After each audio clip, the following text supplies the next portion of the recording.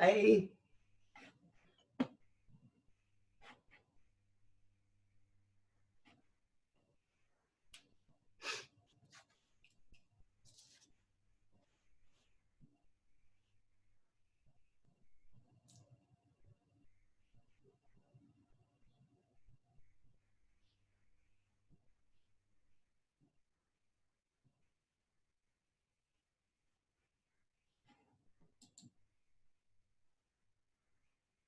Good morning.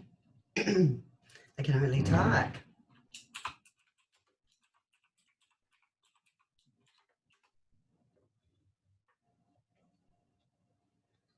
Morning. Morning. My turn. Hey. There.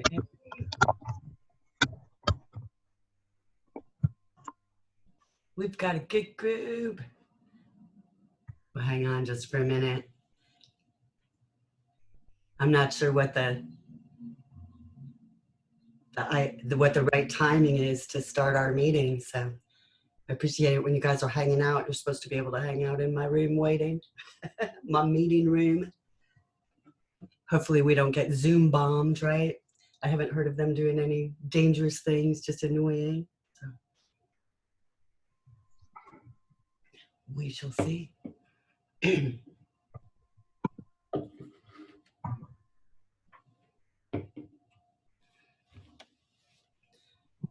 Are people here?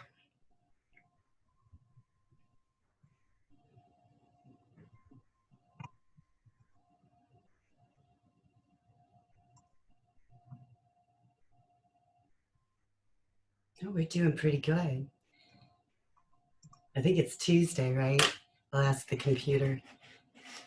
I have enough electronics around, I can usually find out what day it is. But it does all run together, doesn't it? Are you guys going anywhere? Is everybody staying home? At this point, I don't know if it's Tuesday. I just know it's a day. I know it, cabin fever. I was fine, and then yesterday it just hit really hard. I think it was because it was definitely locked in. It's nice staying at home, but it's also kind of monotonous. Trying new projects. I'm sure everybody is getting some new things going. I'm going to share my screen here. Turn off my video. Say hi one last time, all jankety. And see what I can share with you guys today.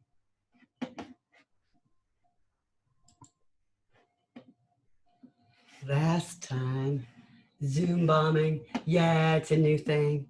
So they I guess, pop into meetings and show inappropriate content, and that's what I think they've been doing. So I don't think there's any more damage than that. So hopefully we won't get Zoom bombed. I haven't checked my meeting from yesterday afternoon. I know I had more people in the meeting than in the class. So I will double check and see if maybe some Zoom bomber was like, oh, I want to learn how to program. And they just stopped and started paying attention, you think? That's what I'm thinking. Let's do that. Last time, you guys were working on these collaborations documents. If you remember, I left you, and I can sort of see one, but I'll probably not be able to see your group ones unless I go digging. So if you could find your group's collaboration document, we will look at what the correct answers are here together, so you can decide how well you did. Main thing here with this activity is learning. So it would be an in-class activity. So you guys did a great job trying to adapt to that in-class activity out of class. My only issue is I couldn't find where to actually submit it at. Maybe I missed it. There isn't a place to submit it because since it's a collaboration document, I can see it. And it's more, like I say, of a learning thing than an assignment, because it should have been an in-class activity. So you're okay. You don't have to submit anything anywhere. So let's start. Have you found your collaboration document? Do you remember? So we should have all of those different looping constructs. And I think they'll be in order like this. So see if this is right. For number 1, we start out with a variable student age. This is not you guys's. Look at all of these curly braces. This looks like some other programming language. Where is ours?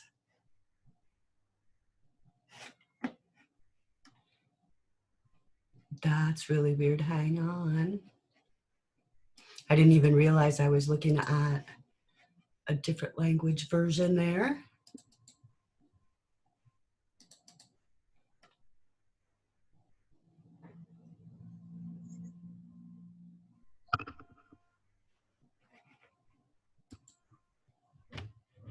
Luckily, I hadn't really shown it to you yet.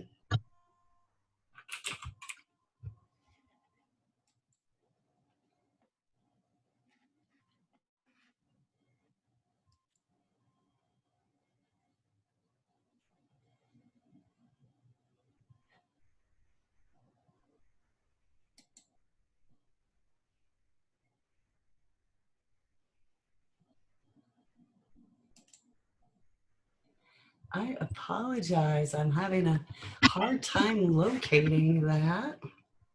Let me see what I've done with it.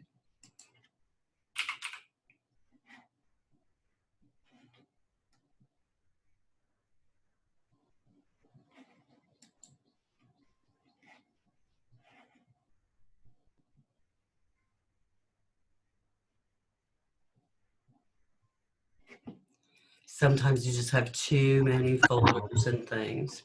All right. What in the world have I done? Well, I will find it in the meantime. Keep that document minimized if you can. And let's go take a look at what we're going to get started with today. And we'll jump around a little bit.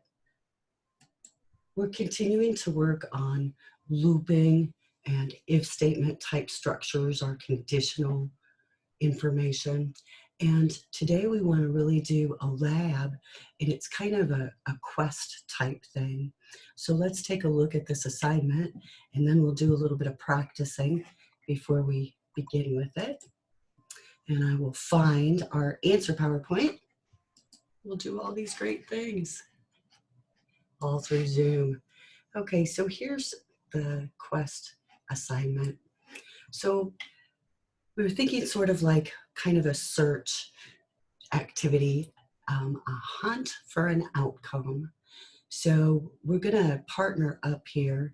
And again, it might be difficult to do. We'll probably try the breakout rooms. You can use Discord, whatever seems best for you, but I'm gonna have a report back time.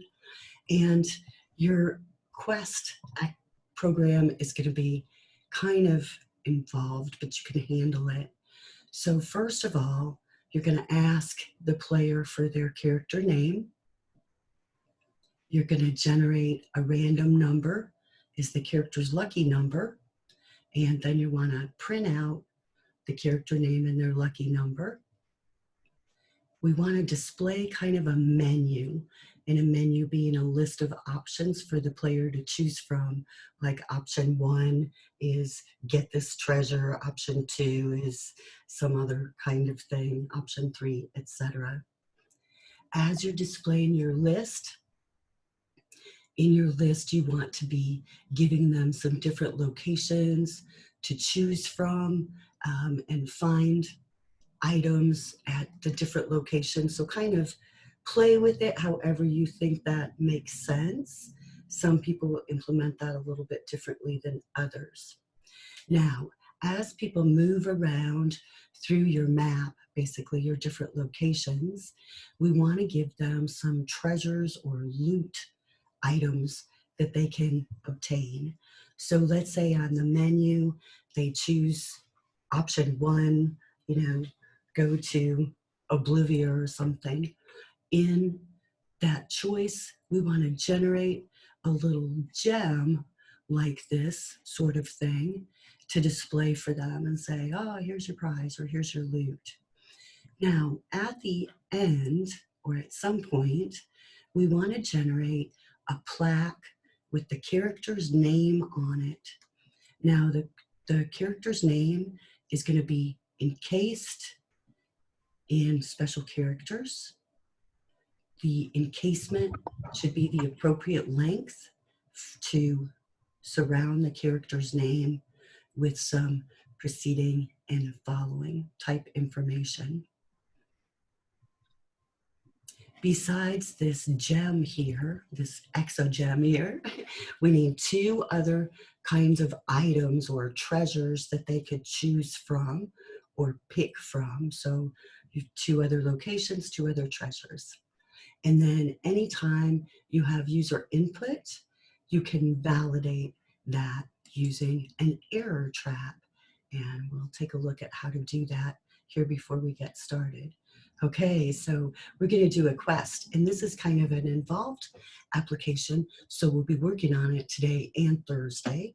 So don't worry about not being able to get it done, because we should have plenty of time, and we'll work through it a little bit together, because that's the best way to solve problems, right? Break it down, fix each part. Okay, so minimize that. I see a question.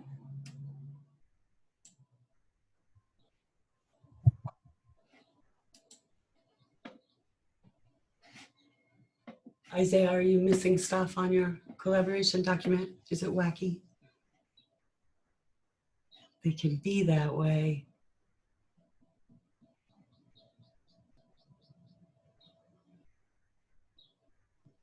Now there's 10. Yes, some must have gotten accidentally deleted. That's all right.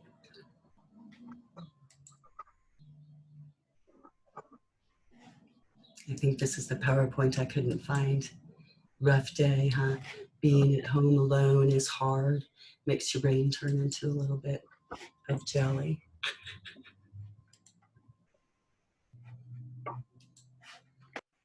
Okay.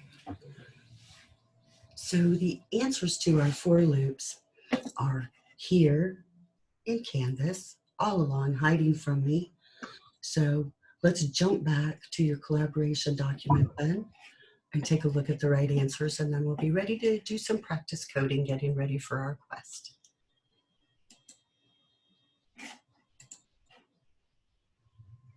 Okay, so this should be, I think, at the top of what I gave you. Does this look right? Now, what I gave you, I think, also included the answer to this one. It's in there somewhere, huh? Well, if we're not in the same order, I apologize. We might have to do a little searching. So let's think about what this one is going to print out before we look at the answer. We have this string Python, and we're using a for loop that is in effect saying for each letter in this string Python, print the words current letter, colon, and then the actual letter. And remember, we can use the comma in Python to indicate concatenation besides the plus sign. Now that should print out current letter colon P, current letter colon Y, and we should see each of the letters in the word Python coming down the line. Now, a couple of other things about this one. This is the old Python 2.7, right? Because we're missing the parentheses around the print statement. So make you guys do all sorts of jumping around. And so here's our output. And indeed, it should be one line for each letter.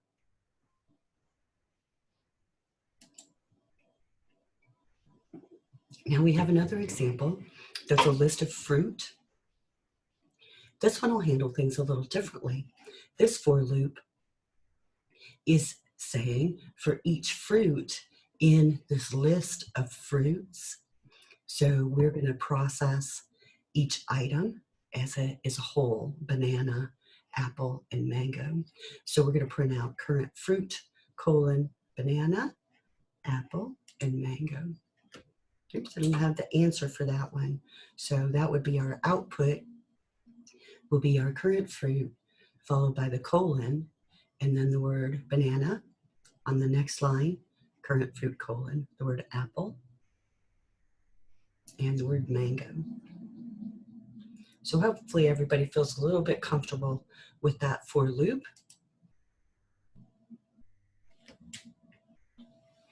This one throws some different things at us. First of all, when I'm looking at it, I see that I'm using Python 2.7 again because I don't have parentheses around the print statement. And then we have these %D items, and these are positional replacement parameters. And you should have seen these in the Code Academy course a little bit. We haven't really used them a lot in class. So I know it's something that I've kind of left to your Code Academy knowledge. But what this is going to do in this print statement is print out we're on time, and then where I've got this %D, it'll print the current value of X. So %D says here's a positional that I want replaced. After our string, the % says the positional replacement variables follow. So X is going to be placed in that position.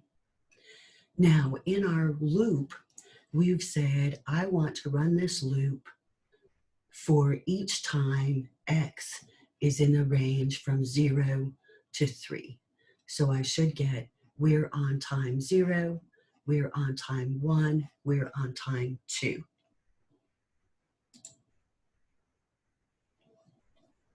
Remember, I would not get we're on time 3 because I didn't. Our loop is going to stop when X gets to 3. So it will only run while X is less than 3. All right, what about this loop? This is our infinity loop, kind of give you a little clue.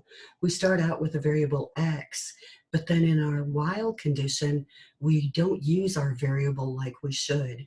Instead, we have while true, and we print out this message to infinity and beyond. We're getting close on, and then again, a positional that we're going to replace with the value of X. So on whatever X value is now. Exclamation point. So this is going to print the first time to infinity and beyond. We're getting close on 1 now. Then it's going to print the whole sentence on 2 now, on 3 now. And this is going to be an infinite loop. So it would continue on forever. So that's one that you just had to stop and put like ... that it will keep going. They should have used X in their condition. All right, now this one again is an older Python, and I kind of mentioned to you last time that the X range and the range would function basically in the same way. So if we have any problems with this one, we'll, oh, so what do we got? Why are we using positionals? Just because that's what the samples I found had. And I want you guys to remember that the positionals do exist. So this activity is kind of designed to stretch your knowledge and really kind of force you to think about some of the things that you've seen in the past. And it's nice in class because you would have another person that you get to depend on to say, what in the world is that? I don't remember seeing it. And I can say, oh, you have, you did, you saw it in Code Academy. But since you're off on your own, it's a little bit more stressful. Okay, this one is using the positionals also. And the positionals are really, really good. I just got in a habit of not really using them at first. So you guys should push me to use them more. Say, oh, you should use a positional replacement parameter there. And I'll be like, okay. All right, so in this loop, our outer loop is going to use a variable named X, and we're going to iterate that variable from 1 to 11, or to less than 11. Then we have a variable Y, and our variable Y, again, is going to be iterated from 1 to less than 11. And then for each value of those, we're going to print out this matrix of %D times %d equals %d. Well, our replacement parameters are going to be the variable x will be first, y will be second, and then x times y would be third. So we're going to basically print out a multiplication table. So we should have something like 1 times 1 equals 1. 1 times 2 equals 2. 1 times 3. So our x value will stay the same for all of the different values of y. Then we'll return to our outer loop and update the value of x. And then again, we'll output all of the values of y. And then we'll update x. So it will print out a multiplication table starting with 1, then 2. Makes sense? So that's what our output would be.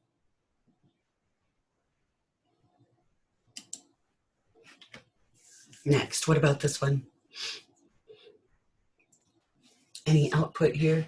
No. This silly thing doesn't even have a print statement, does it? So we're not really going to output anything, but that's okay. What does this thing do? In effect, it says, let's set up a loop using a variable named x, and I want to iterate x up to 3, or up to less than 3, I should say. And if x equals 1, I want to break. Now, break is a special keyword, and what that's going to do is break out of our for loop. So the loop will be over.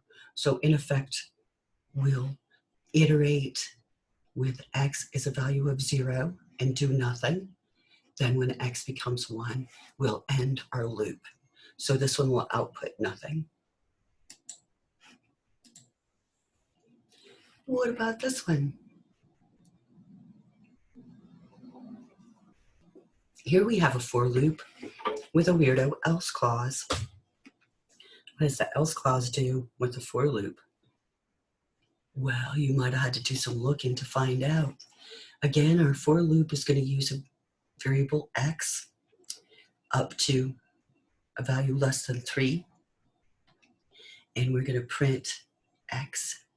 Then the else clause is going to execute when our range is done and print out the final x equals whatever x is at this point.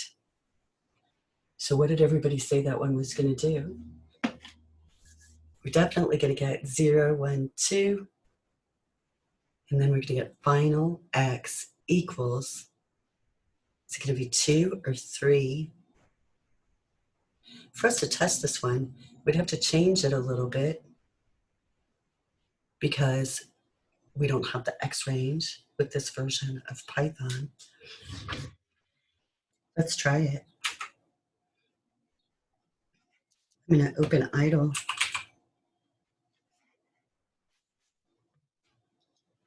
And create a new file.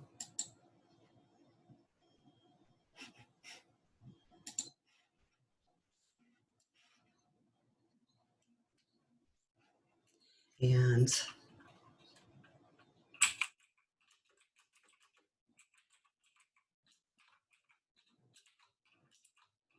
put my for statement in.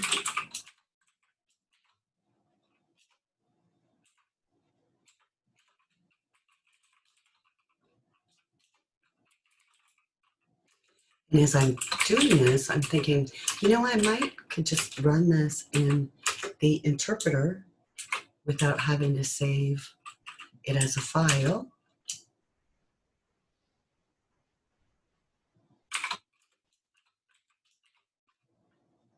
Let's try it. I'm going to copy this and bring that interpreter screen back up and see if I can run it. Oops. It doesn't like that.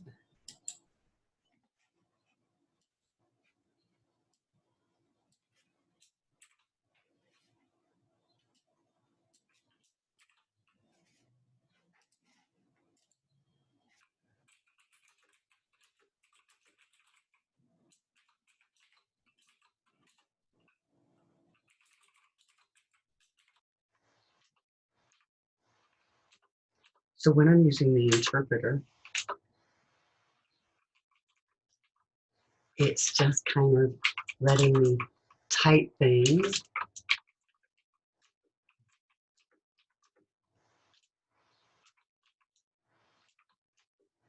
That way I can test it.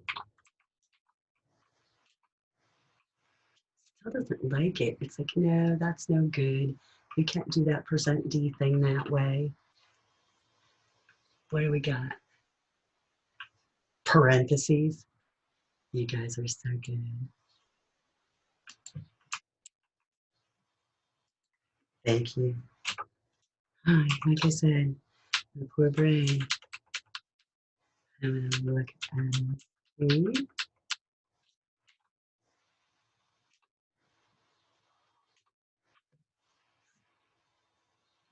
Very cool. So we use the interpreter there, and we kind of updated that a little bit to be Python 3 compliant, and then we tested it. So this is our output. So when we get to the else clause, even though we're done executing the for loop, the value of our iterator variable is going to be whatever it was the last time it was processed. So we get that result. We can do that with all of these different things, and you guys will have to help me with every single one.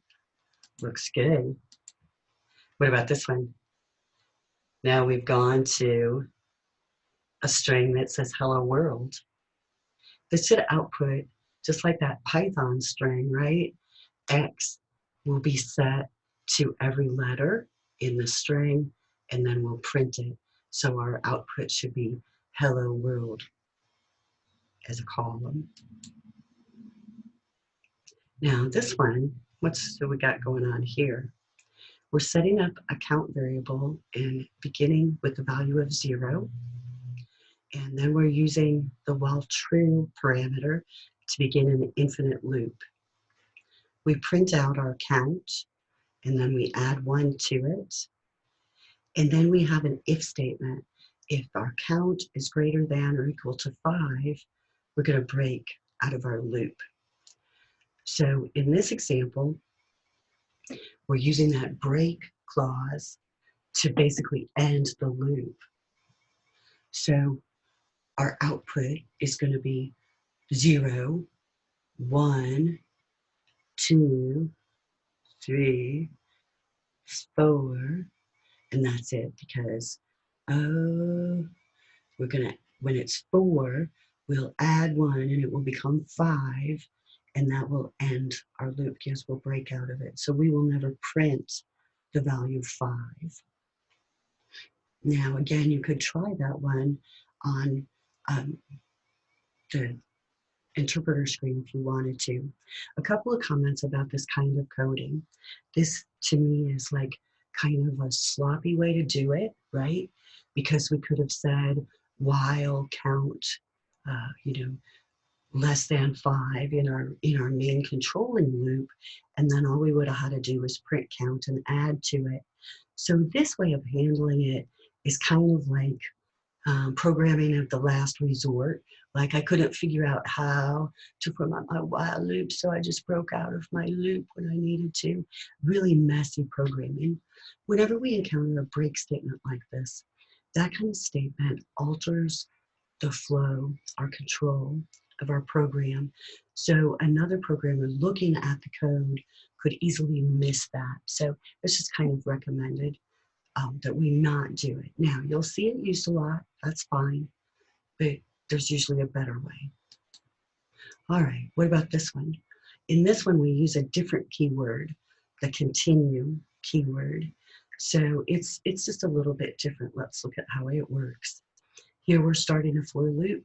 We're using the variable x until we get up to a value right less than 10. And then we're using the modulus formula to check to see if the value of x is even. If it is even, we're using this continue command. Now the continue command says continue executing the loop at the condition. So that basically pops us back up to that for statement. Now, if our number is not even, then we're going to print it. So what we should see here is, will we see 0? What's 0 mod 2? Is that going to be 0? Probably. So we're going to see 1, 3, 5, 7, and 9 would be what would be output.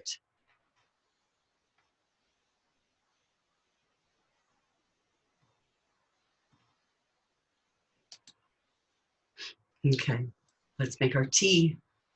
Here we're setting a variable named temperature equal to a value of 115. While the temperature is greater than 112, we're going to print it out. Then we're going to subtract 1 from our temperature and return to our while loop. Finally, when our while loop is over, we're going to print this message that T is cool enough. So our output from this if statement or this loop should be the first time 115, 114, 113. That's going to drop us down to 112, which will end our loop. And then we'll see our message, the T is cool enough.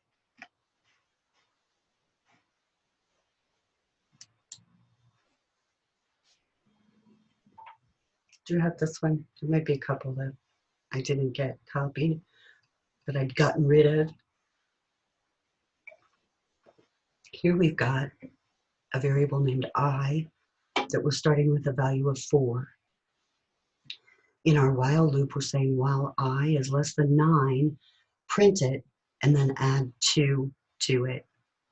So since we're starting out with a value of 4, our while condition will be true. We'll execute our loop and we'll print that value of 4. We'll add 2 to it, so it will become 6. It's still less than 9, so we will print out 6. Add 2 to it, it will become 8, still less than 9, so we will print 8. When we add 2 to it, it will become 10, so our while loop will end, and our output will end up being 4, 6, 8.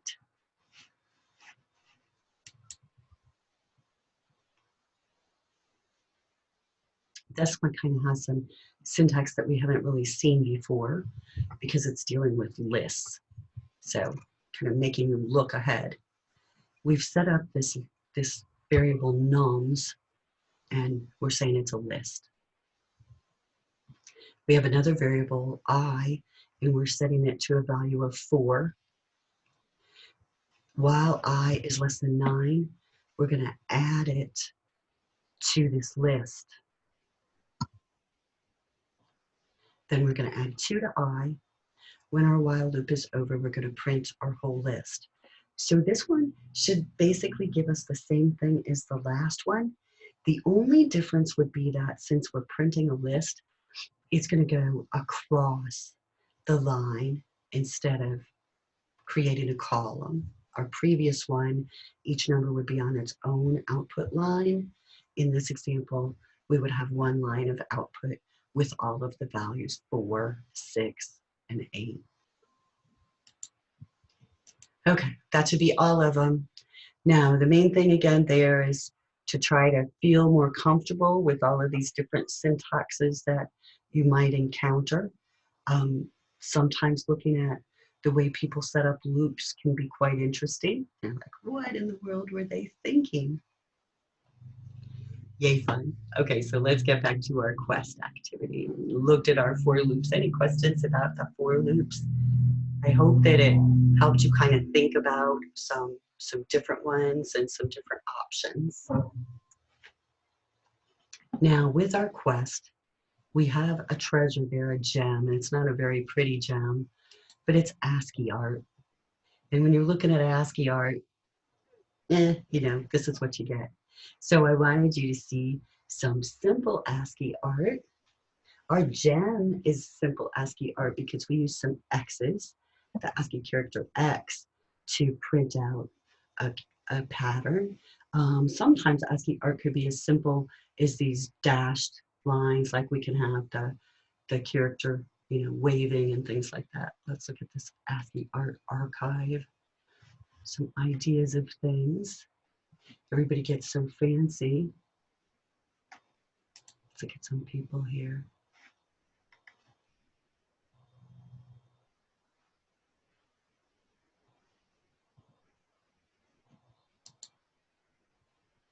There we go. That's what I was looking for. So when we see things like this, like our ASCII art, we can use our print statement to print these kinds of things out, or we can use our print statement along with some looping constructs to control how we print stuff out. So these ones you can almost visualize just a print statement saying print all those X's, print, print, print, print, print. And then that would be the end of that ASCII art endeavor. But we could get a lot fancier. And of course, we want to practice some loops.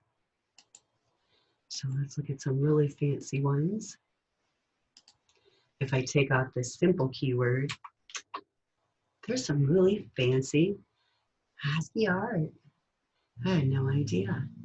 So this is kind of old school, back when there was only character-based stuff, but it continues on because people just think it's kind of cool and they like coming up with stuff.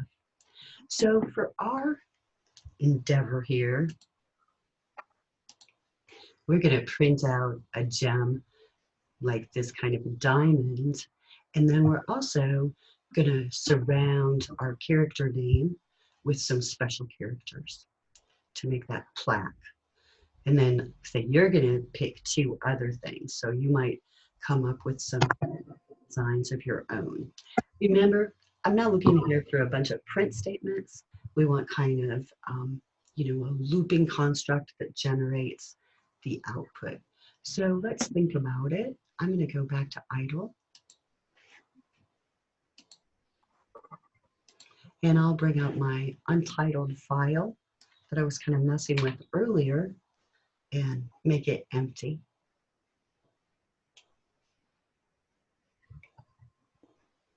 So let's put some comments in here.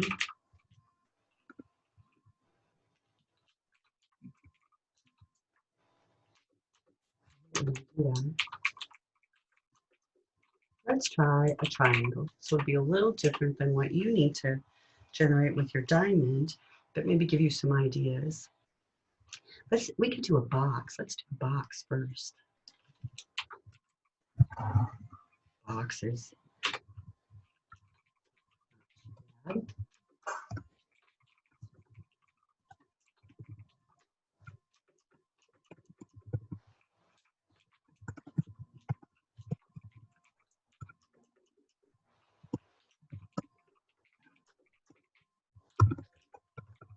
Okay, so we can use some loops to print a box. We could start up with some variables because maybe we're gonna keep developing this program, and on down the road, we'd like to be able to ask users how big they would like their box to be. Right now, we're just gonna use variables and set those variables ourselves because we don't have our user input part implemented. So we better uncomment there.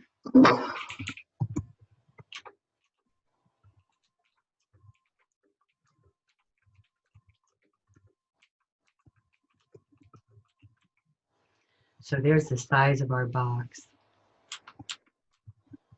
Now within our construct here, we can set up a for loop to run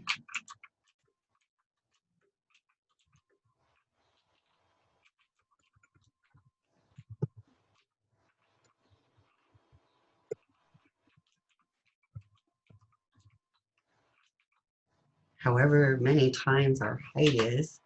And then with Python, we can say, well, I want to print some sort of special character. Let's see if I can get it to work. You know how lucky I've been here lately. I want a star, and I would like to print it 10 times our width times. Now I want to run this. So let's save it.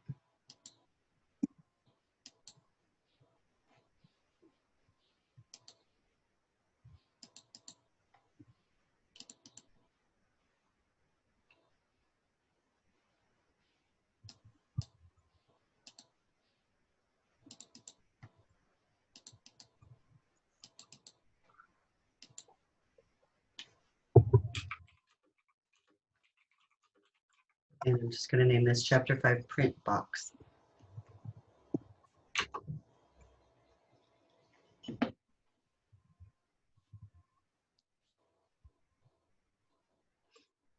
Got a typo somewhere. H-E-I, yep, there it is. G-H-T.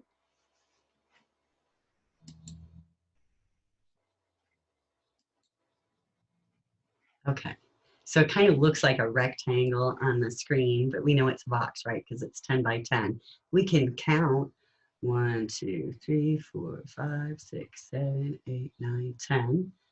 1, 2, 3, 4, 5, 6, 7, 8, 9, 10. So we've got the right amount there. Now with Python, we can actually do this print statement here where we're saying print this character width number of times. So that's really handy. We can't do that in a lot of other programming languages. In a lot of other programming languages, we would have to control it ourselves. So let's print out something here that we're gonna do a nested loop.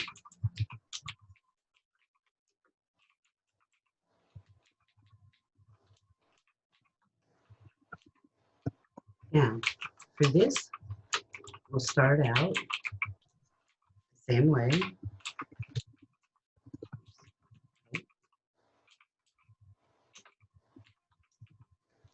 And then I want to have an inner loop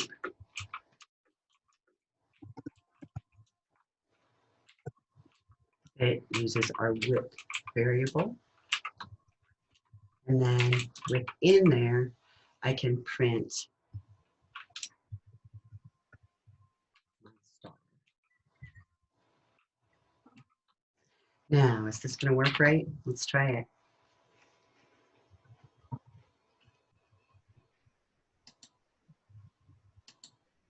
I should get 2 boxes if everything is hunky-dory. Oh, that's not exactly it, is it? So our first time, it worked right because Python wants to put each print statement on its own line, the output, right? But then in our nested loop example, it didn't work right because that print statement ends up, again, making a new line for every time we use it. So can you think of anything that we could do? You're right. We could set up a variable. Let's create a variable for our message. And we're going to start with 2 double quotes together, saying this is an empty string. And then in our loop, instead of printing, we're going to add to our message string. And what we want to add is an asterisk.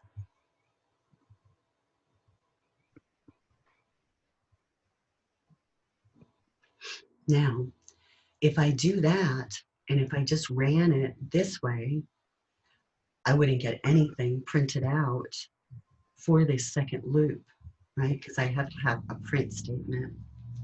We don't really want to print this out until our loops are both done. So I'm going to back tab all the way, print the message. Okay, so now we're going to get our message printed out, and it's not going to be a bunch of asterisks in a column. Instead, we're going to have 100 asterisks going across. Somehow I've got to tell it to go to a new line whenever we have 10 done. So when we're done with our inner loop, we want to add a new line character to our output. Let's run this so you can see what I mean. It's going to be ugly. Okay, so here's our first box. And now here's our second one. Our message is getting all of our stars, but it's not getting any information to go to a new line. Now we've mentioned those control codes we can use a little bit, but we haven't really used them heavily. What we want to do is add some special codes to our output message to tell the system when we want it to break for a new line. Well, I want it to break for a new line after we're done with our inner loop. So I'm going to put the statement right here so that it's not within our inner loop, it's within our outer loop. I'm going to say I want to add a backslash n. And remember, the backslash n is the new line control code. So now I'm spitting out 10 stars. I'm saying go to a new line. Spitting out 10 stars, go to a new line. All of this data is just saved in our message variable. And when we print that message variable, then those new line control codes will be honored. Let's run it and see.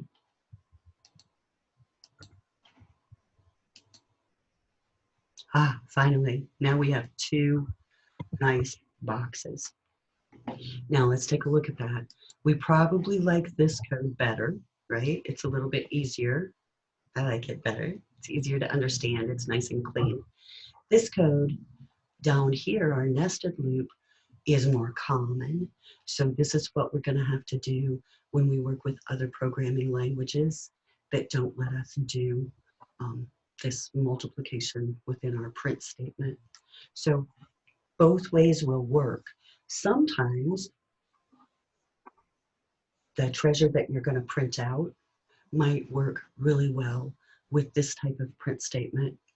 Sometimes, depending on what you want to do, you might need a little bit more control, like with this one. So that's a box.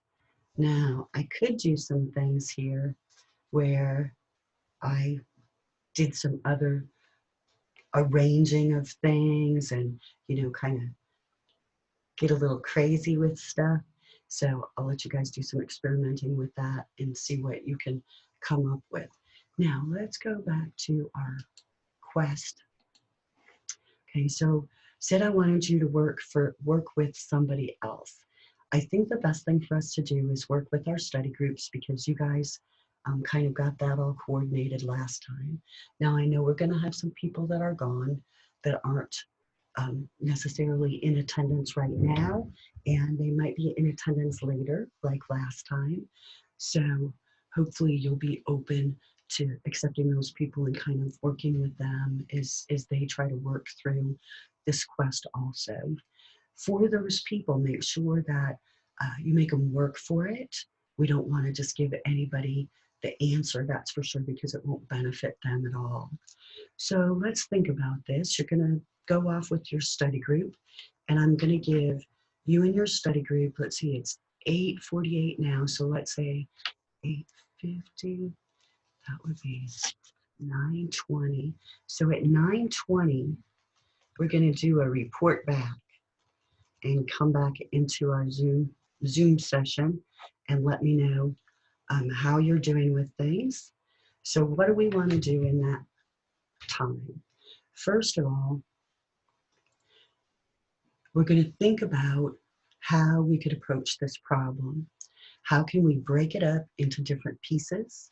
What pieces are there? As a study group, should you allocate different pieces to different people?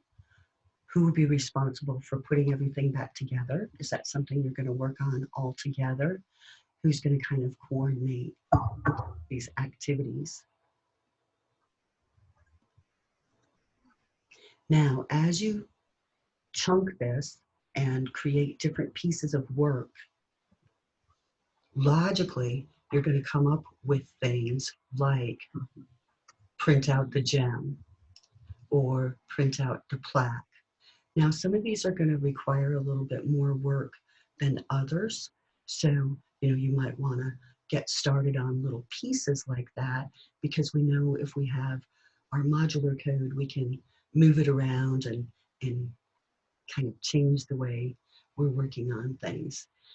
So there's many different ways to start. You can approach this problem by trying to get code together to print out the gem, trying to get code together to print out the plaque, and then adding the other, frilly stuff around it. Or maybe you want to start at the beginning and just work your way through step by step each task. That's fine too. Now, in our different study groups, I hope that we have people that I know that we do in some. We have people that have kind of taken a leadership role and are helping everybody else. And sometimes people that are meek and quiet will pop up and have great ideas. So we just want you guys to really kind of work together thinking about how you can create this code. Try to not really create it for each other because we really do want to get to a point where we can do that research. Oh, what have I got there, Isaiah? Oh, he's got it. He's got the variable. Good job. All right, so everybody's doing their own code. Everybody is working on things. Sometimes I have people ask me, is it okay for us to look online to research things? We don't want to be cheaters. Yes, it is okay. I want you to be Googling things. Now, there is a difference. I don't want you to Google solution to OTC the Quest or any sort of thing like that because it is so weird the kind of things you can find online. But I want you to Google about things that you're confused about, like format of a for loop in Python, and look at examples and see how you can figure that out. So use your Google Foo to learn more, not to get away from work. Okay, I'm going to stop talking. So we have until 9:20. So break out with your group. And I know I'm going to see you guys sending each other messages in the chat to decide where to break out. I'm going to just leave our Zoom session going for that amount of time. I'm just going to disable my audio and video, but you're welcome to use it if you need to chat or anything like that. So 9:20, report back. Any questions before we go? No. Got it? Okay, I'll see you at 9:20.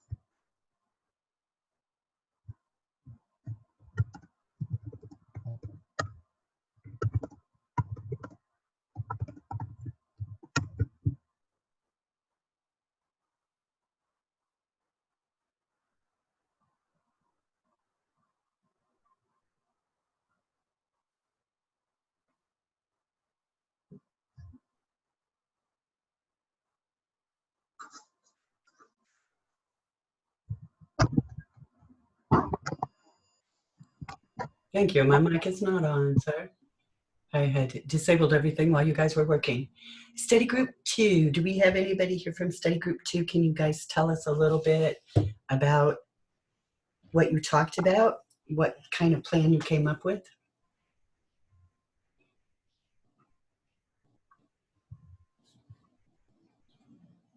I saw some people from study group 2. So one of you just jump in here and tell me, were you able to work with each other, or did you just each work on your own?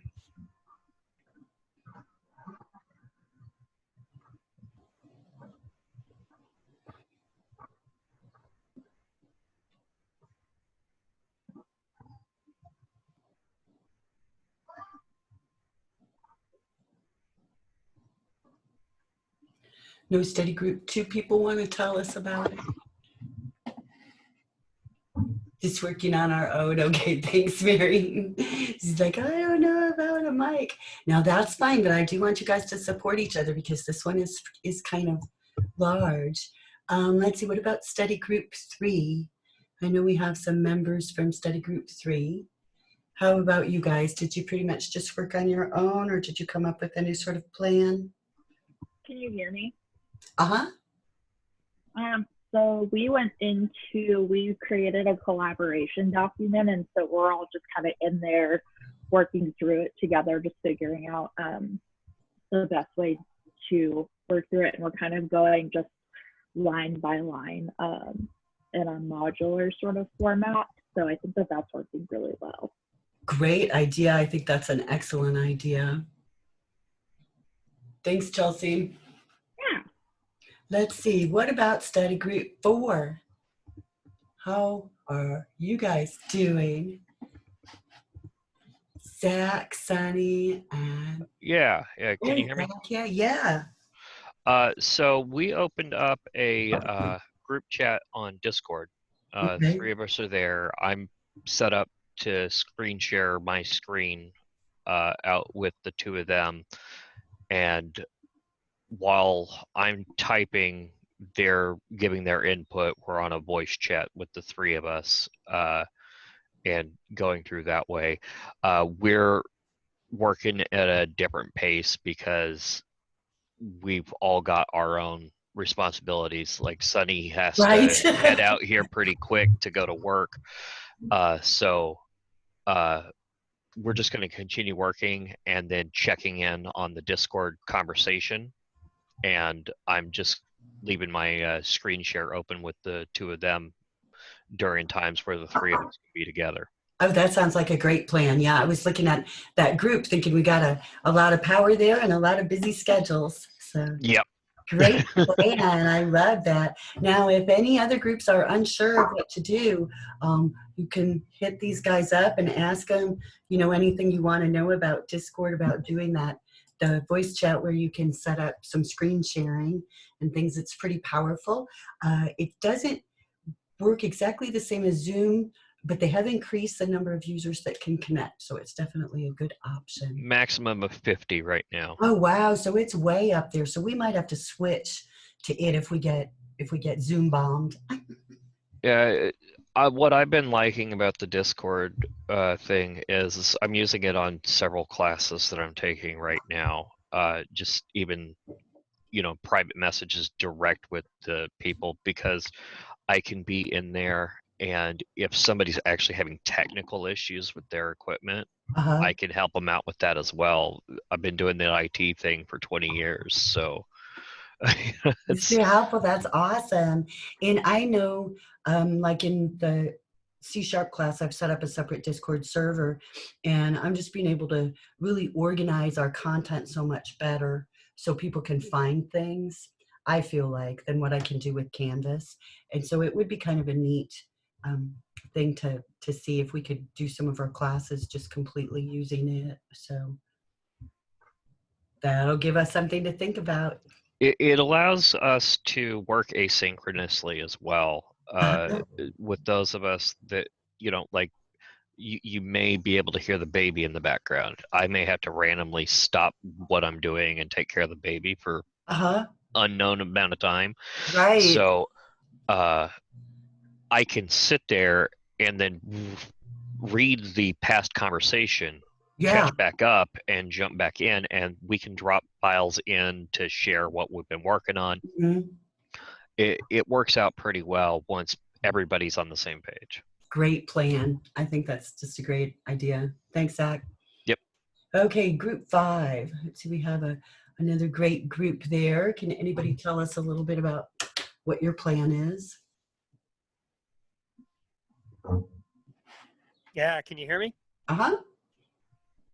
Yeah, it looks like what we're doing is we're essentially kind of brainstorming together on Discord over some of the more difficult, challenging portions, but working independently. And it looks like that's how we're going to maintain. Okay. That sounds great. I think that's a really good plan. As long as you support each other, that's the key. Thank you, RJ. And then 6, group 6. Do we have anybody? Oh, I know we do have people that are in group 6. What do you guys have as a plan?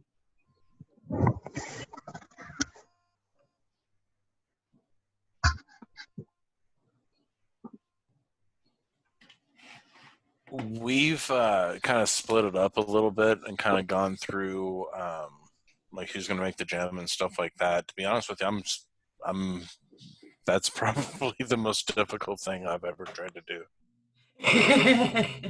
Make the gem. Yeah, it was kind of a headache, but I got it done. You've already got it done. Well, see, that's great.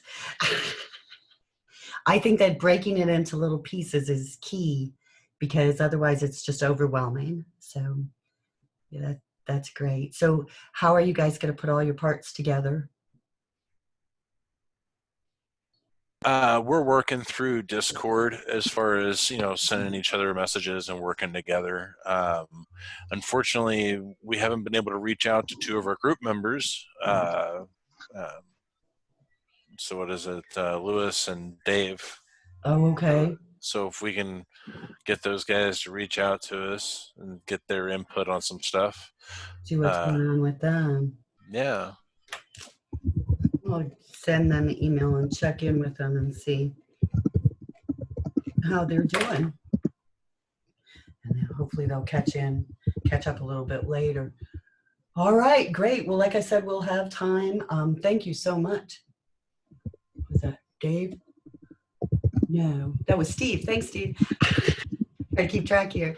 I think that you guys have some great plans, and just like I said, I keep saying, depend on each other. Break it up into small pieces so that each piece is something that can be accomplished without too much trouble. And we'll work on it a little bit more again next time and start thinking about our next topics as we go. So does anybody have any questions before we break? You're welcome. We have about 20 minutes left of lab time. Welcome to use that time to continue working on this today. And then, like I say, we'll reconvene on Thursday and see where everybody is if we need to spend more time. But you definitely don't need to spend a lot of time working on it outside of class, because I want you to be, supported by each other and all that great stuff. So any questions before we split?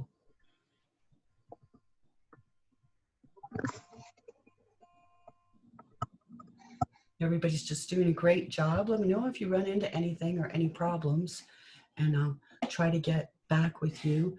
One thing, since you're kind of more on your own, if you go to,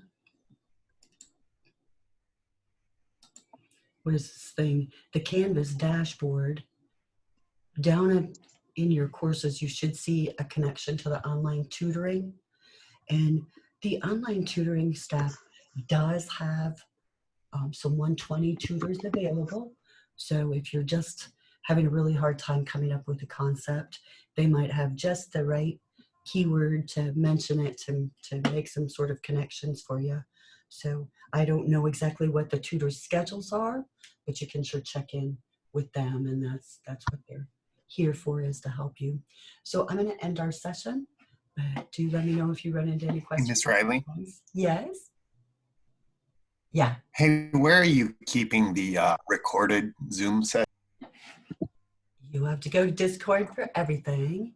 And if you look at Discord, it's pinned to our channel, the Zoom session playlist. Okay, so should be easy to find. Now they're also on Canvas, but I think they're easier to find here on Discord. So kind of buried in Canvas, it seems like. The giant enemy spider. Is it easier to find?